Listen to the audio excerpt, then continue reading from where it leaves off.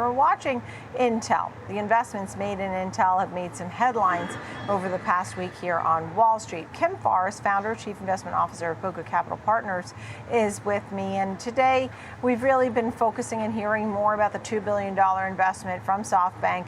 I mean, this certainly gave it a nice infusion, I should say. What did you think of that? And this was a name you liked a long time ago, but it faltered and now it's been bouncing back. Where do you stand on Intel and the SoftBank investment? Sure. Well, I mean, my very shortest answer on Intel is it's complicated. I mean, it really is.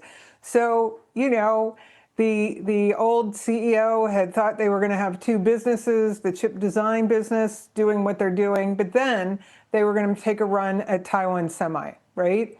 And well, that didn't pan out. That guy's gone. The new guy had a little bit of time to figure out what he wanted to do. And it didn't sound like being a fab for other companies was what he wanted to do. But here we are. So SoftBank, we have to remember that they have made a splashy announcement in the White House earlier this year that they, along with Oracle and OpenAI, were going to start building data centers. And because SoftBank is giving money to Intel, it surely looks like Intel might end up being a fab. Now, why would they do that? Well, for plenty of reasons. First, they've kind of sort of built one. But also, I think the tariffs that the Trump administration are threatening are incentivizing people to find ways to make chips here on U.S. soil. So I think that is the quickest I can get through about that whole arc, about why Intel was down in the past and why it's up today. And there's a lot of scrutiny, too, because the administration has noted they may take a 10% stake in Intel. They've been throwing that around for about a week or so. But also that Intel would have to pay up, sort of. You know, we saw what happened with Nvidia and I guess it was AMD, for sending chips over to China, that they would have to give 15% of the revenues for those chips over to China. And it's something sort of similar that, you know, if you're going to have access to the CHIPS Act and money and we're going to help you out, sort of we want a kickback. What do you think of that? Is that okay because they're giving them the props to do this, or is there a real problem with this? Well, I'm a capitalist. I really don't enjoy any kind of government intervention in my companies other than regulations that go across the entire field, right? You know, like give a hoot, don't pollute, here are the rules, you know, that kind of stuff. So yeah, I'm not super excited about this, but I'm also a realist that this is the world we're living in.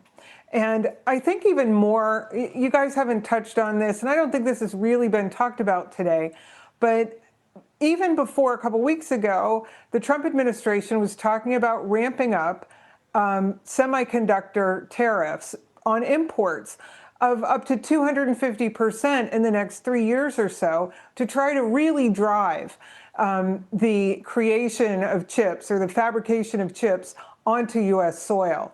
Now, I can see every reason why this is important. Taiwan is, you know, an independent China. China would like to have it not independent. It's only 60 miles on the, you know, off of the shore of China. It is a real issue for our military. A lot of our really exotic planes and drones and all that sort of stuff needs the highest chips, and they are made in Taiwan. Very big problem. But I think this is a new way to tackle made in the USA for these chips, as opposed to the hefty tariffs, which I think that was a non-starter from the get-go. What do you think, which stock do you think can make the most money in the next 6 to 12 months? 6 to 12 months. Well, I'm a 3 to 5 year sort of gal, so I'll make a shot at this, right? Yeah, take a shot. I'm sorry?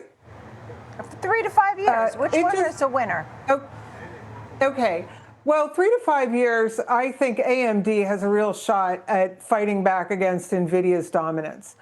But also the landscape's going to change because we're going to move away from people answer or using AI to draw pictures and ask what I should make for dinner tonight to AI doing meaningful things out in the world. So I think even Intel has a shot at really benefiting from AI as the robots, not necessarily the human robots that make our beds and cut our sandwiches, but and do trite things like that. That we're going to have meaningful robotics out in the world doing things. So I think just about every chip maker can. And Intel's starting from such a low spot, they have a shot at winning if they can do the very hard job of doing everything right for a very short while. And a name like AMD, which you do like over the next 3 to 5 years, what kind of returns do you hope to get from a stock like that? Oh, let's shoot for the stars, double or triple. Wow. What's going to be the catalyst?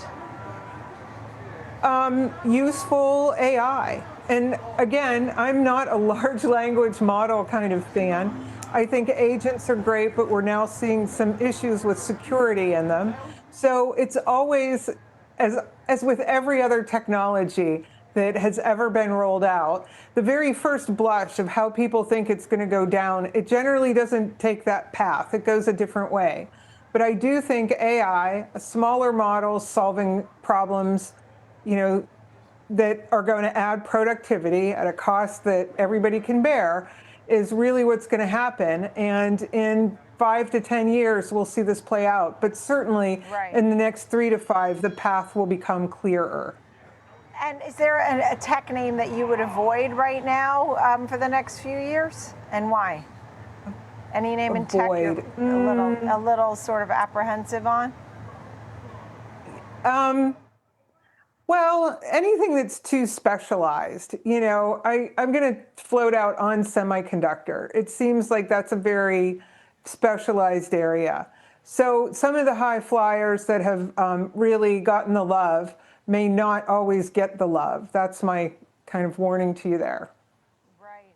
All right, Kim Forrest, great to see you, founder, chief investment officer. Always love when you're on, Kim. It really is great to speak with you each time. Boca Capital Partners. Thank you, Kim.